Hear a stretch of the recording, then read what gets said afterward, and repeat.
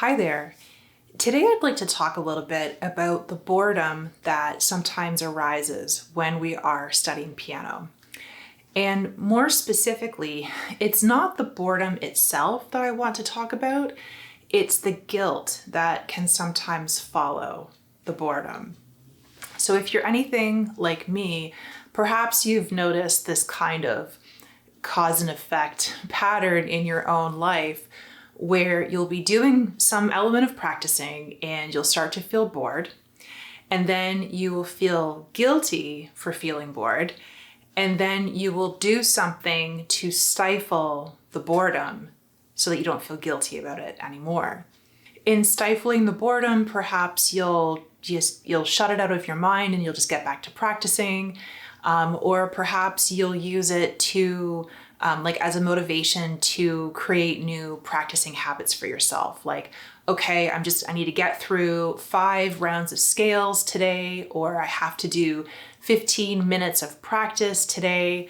And this chain reaction basically of boredom, guilt, and then response is basically how you go about setting up your practice. What can happen then is that your very practice of piano becomes more attached to avoiding feelings of guilt and boredom than it becomes attached to any positive motivation. So I've thought about this a lot because I experienced it growing up when I was learning piano, and now as a teacher, I sometimes identify this chain reaction in my students. But what I have now that I didn't have before is a teaching degree. And so now I know a bit more about where boredom comes from and why we don't have to be so afraid of it.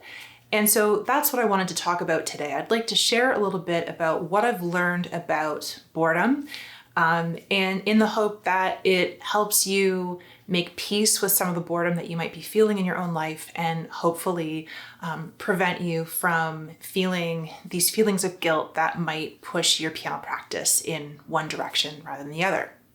The idea that we should stifle our boredom really comes out of an outdated model of education. For most of the 20th century, and for a long time before that, the purpose of education was seen as to correct people, to shape them into model citizens. And this came with an underlying belief that people were inherently bad and lazy and sinful, and that they needed to be corrected and shaped in order for them to become good people. Well, thankfully, in the 20th century, we have really benefited from a lot of researchers who were willing to consider that maybe people aren't inherently bad, maybe people are inherently good and hardworking, and that if they appear to be lazy, there might actually be a good reason for that. So educators like me have benefited immensely from this kind of research because it means now in our teaching, we don't have to be suspicious of our students anymore and waiting for them to make mistakes. We can draw out the best in our students and always be looking for the positive things in our students. And it is such a better way to teach. It's much more enjoyable, and it's a better way to learn too. Research shows consistently that when learners are in a positive and affirming environments, they learn better and more quickly. So now let me take this conversation and turn it back to boredom and our pianos. So when we feel bored at our pianos, it has traditionally been seen as a sign that we are lazy and undisciplined. That is a very negative way of seeing the learner and our boredom. So now I would like to invite you to consider, what if we saw boredom in a more positive light? Is there anything that we could learn from our boredom? Is there anything that could benefit us from examining our boredom more closely? Here's what I notice. When I'm feeling bored, my gut is simply telling me I'd rather be somewhere else. Either I don't want to be where I am, or I don't want to be doing what I'm currently doing. A very suspicious way of looking at that feeling might accuse me of being lazy or undisciplined, but a more positive way of looking at that might be that this is just my internal guidance system telling me that whatever I'm doing right now does not actually align with the goals I have for myself.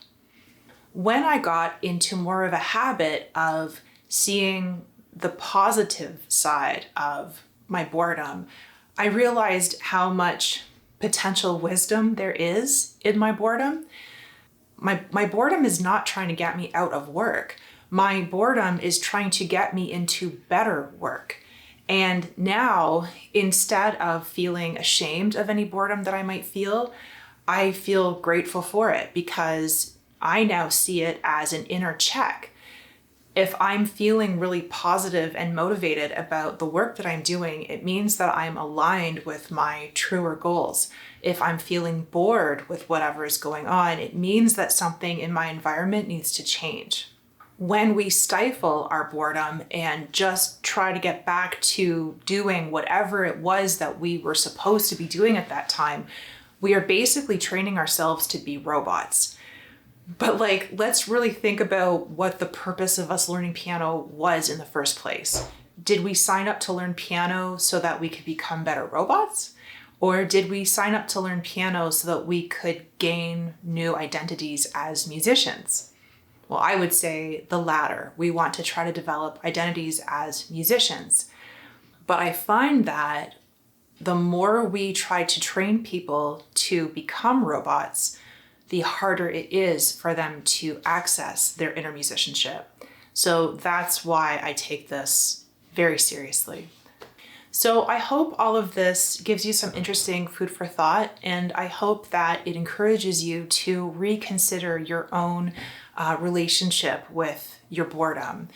Rather than feeling guilty for experiencing boredom, I wonder if you could use it as an opportunity to re-examine what it is that you're supposed to be doing and what it is that you would rather be doing instead. Good luck.